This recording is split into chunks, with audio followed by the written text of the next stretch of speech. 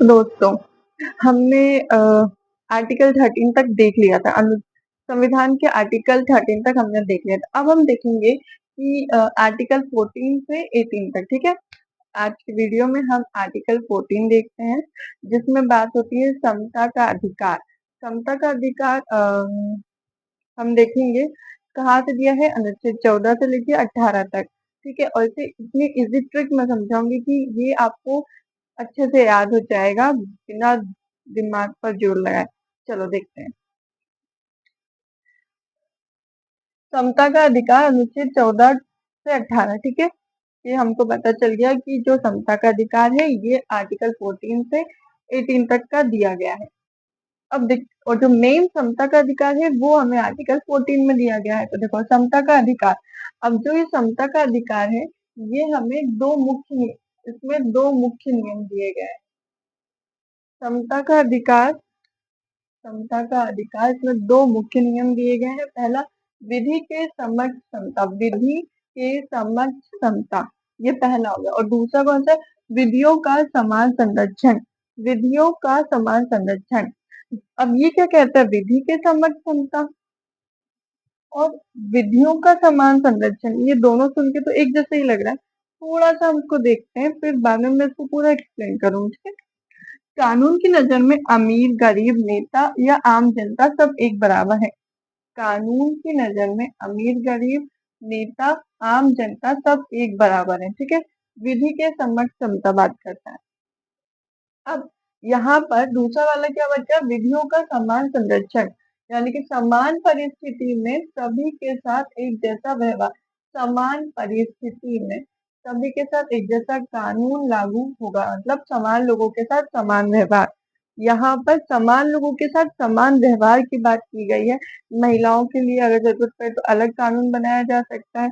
समान लोगों के साथ मतलब जितने भी स्टूडेंट हैं उनके लिए एक जैसा कानून होगा, महिलाएं उनके लिए अलग एक जैसा कानून, इस टाइप की बात की गई है।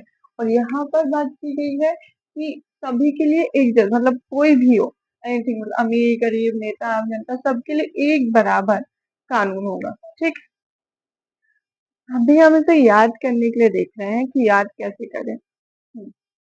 अनुच्छेद 14 बात करता है इक्वलिटी की। ठीक है, समानता की। तो इसको हम कैसे याद कर सकते हैं? जैसे 14 वर्ष के बच्चों के साथ समानता का 14 वर्ष के बच्चों के साथ समानता का व्यवहार किया जाए, तो समान व्यवहार किया जाए। और 14 वर्ष के बच्चों के साथ मतलब आर्टिकल 14। ठीक है, समान व्यवहार किया जाए मतलब एक जैसा व्यवहार किया जाए। तो अब पता चल गया आर्टिकल 14 समानता का अधिकार। इसको देखो, एक और ट्रिक है।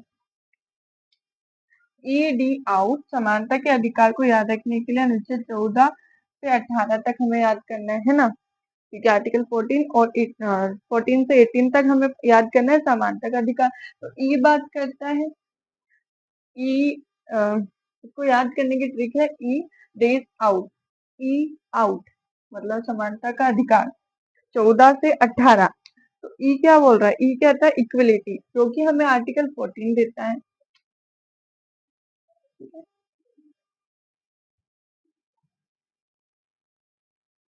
इक्वलिटी की बात कर रहा है, ई बात कर रहा है इक्वलिटी की। डी बात कर रहा है डिस्क्रिमिनेशन, जो कि आर्टिकल 15 बात करता है। ओ बात कर रहा है अपॉर्चुनिटी की, जो कि आर्टिकल 16 बात करता है। और यूटी ये बात करता है अनटचेबिलिटी, जो कि आर्टिकल 17 बात करता है। ठीक है, तो समता का अधिकार, समानता का अधिकार आर्टिकल 14, डिस्क्रिमिनेशन जो कि आर्टिकल 15 भेदभाव को रोकता है, वो अपॉर्चुनिटी की बात करता है। ठीक है, अवसर की समता। और यूटी जिसको हम आर्टिकल 17 कहते हैं अनटचेबिलिटी, मतलब छुआछूत की बात कर रहा है। छुआछूत नहीं होगा, ऐसे सबके साथ समान व्यवहार किया जाएगा। तो हमें इतना पता चल गया कि ये आर्टिकल 14 से 18 तक की बात करता है।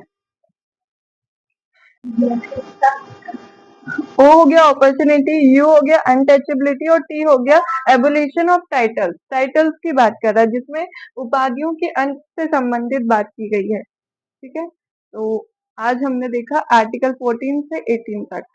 इसको हम कल पूरा ब्रीफ में समझेंगे with case flow. Okay bye.